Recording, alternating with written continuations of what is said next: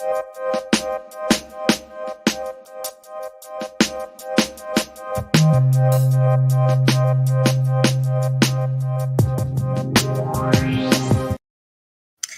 morning, everybody. Welcome to the Our Reasonable Service podcast. Today, we're going to do something a little different, a little cool. I went to Bible study yesterday, and there was a beautiful word going forth about Ephesians chapter 4. And when we got to the very last verse, which is verse 32, I just happened to kind of look up some of the words that were used in this verse, and it just gave a really powerful message. And so I just wanted to share it with you all. I'm not going to take up too much time, but I am going to share my screen, and I'm going to show you guys the Blue Letter Bible app, and I'm going to show you guys the scripture that I saw, and then we'll take a look at its translation in its original language, which is Greek, since the scripture is Ephesians. And then we'll take a look at it, and I think we'll really be able to see the important aspect of the message. So as you can see on the screen here, and I'm just going to make it larger for us here. Ephesians 4:32 reads this way in the KJV. It says, "And be ye kind one to another, tender-hearted, forgiving one another, even as God, for Christ's sake, hath forgiven you." And so I'm going to click here, and this is a great resource for you guys. The Blue Letter Bible is one of my favorites. I have the app on my phone, and right now I'm using their website on my computer. And so here, when you click the scripture, you see they give you the interlinear options, different Bibles, cross-references, commentaries, dictionaries, and other miscellaneous resources. So this is a really, really great resource. And so we see the English translation, and then we see the Strong's Concordance number. And when we click on each of these terms, and this was what stood out for me during Bible study, the word kind, the word tenderhearted, which is here, and the word forgiving. And I believe the other forgiving, hath forgiven, is the same Strong's Concordance as forgiving. And something told me to just look it up. And so for ye kind, it is a phrase. G5543 opens up here, and it's pronounced Christos. And it means, in the outline of biblical usage, it says fit for use or useful, manageable.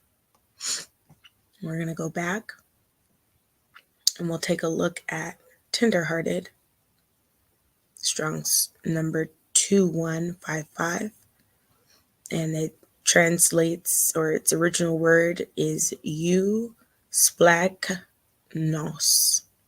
And I think that's probably a really throaty pronunciation there that I don't quite know.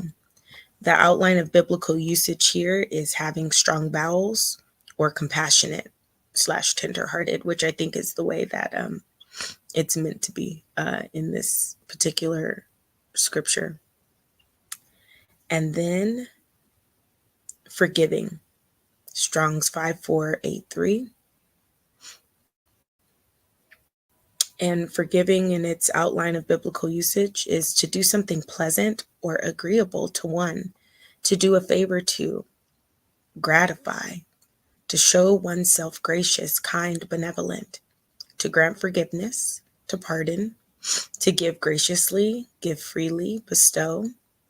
And then the sub text here is to forgive graciously, to restore one to another, to preserve for one, a person in peril. So this was very interesting, because when I came back and I wanted to just read this scripture again, Ephesians 4:32, but reading it with the original text definitions, it just gave such a stronger understanding of what we are being called to do here in Ephesians 4:32. And so I'm going to read it to you, but instead of saying the word kind and tenderhearted and forgiving, I'm going to actually give the definitions of the word. And so it says, "And be ye useful, manageable, or good one to another, compassionate, to do doing favors or doing something pleasant one to one another, even as God for Christ's sake hath done favorable things or pleasant things toward you." So here we are seeing that the word kind, I think, some people think, oh, I'm being nice, but that's not what kind means. Kind is actually an active and actionable word where it's saying be useful, be manageable, be good. That means that we're having not only a good thought towards other people, but we're trying to figure out, how can I be helpful to someone? How can I be useful to someone?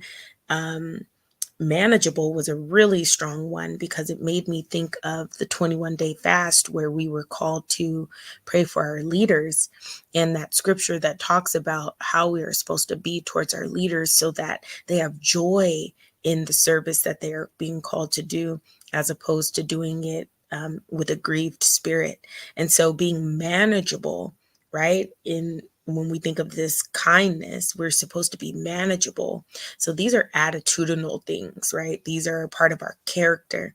These are characteristics that will reflect God and express God to other people through us. And so be ye kind to one another, be useful, be manageable, be good to one another, be tenderhearted. So be compassionate. Jesus had compassion for the people. There's this one example in the scripture where he had compassion for the people, so he stayed longer so that he could preach to them. And I believe that's when he also fed 2,000 or 5,000. And so when I think about compassion, I oftentimes go to empathy.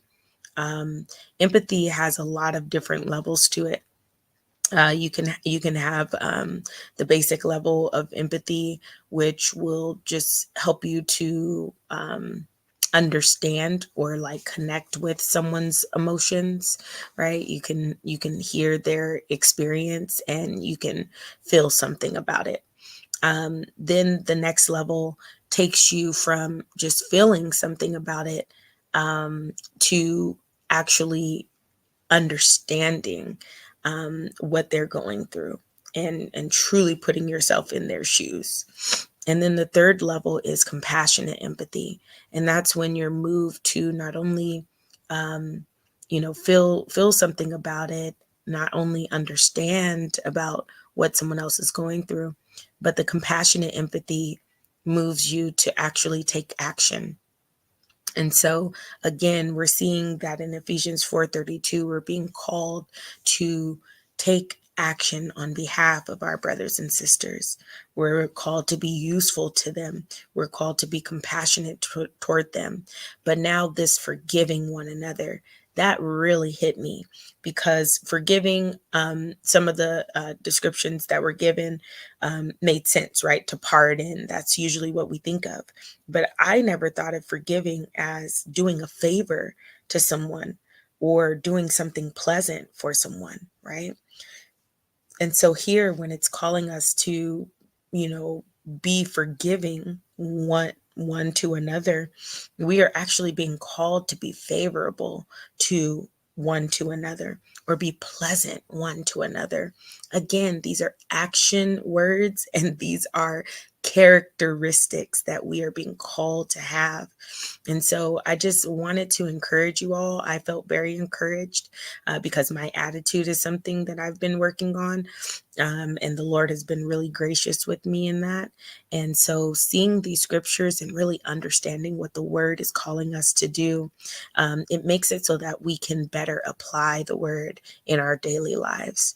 And so I pray that you feel encouraged. And I pray that this is a word that you can take on with you through your day, thinking about, how am I responding to others? How is my temperament? Am I being useful? Am I being helpful? Am I being compassionate? Am I willing and ready to do a favor and be pleasant? Or are we doing what 31 and verse 30 talks about, right? 31 says, let all bitterness and wrath and anger and clamor and evil speaking be put away from you with all malice, right? We don't want to embrace those aspects in 31, but it's telling us to put these things away from us so that we can do what verse 32 is calling for us to do. So be encouraged, you guys, and have a wonderful, wonderful, wonderful, blessed day. Peace.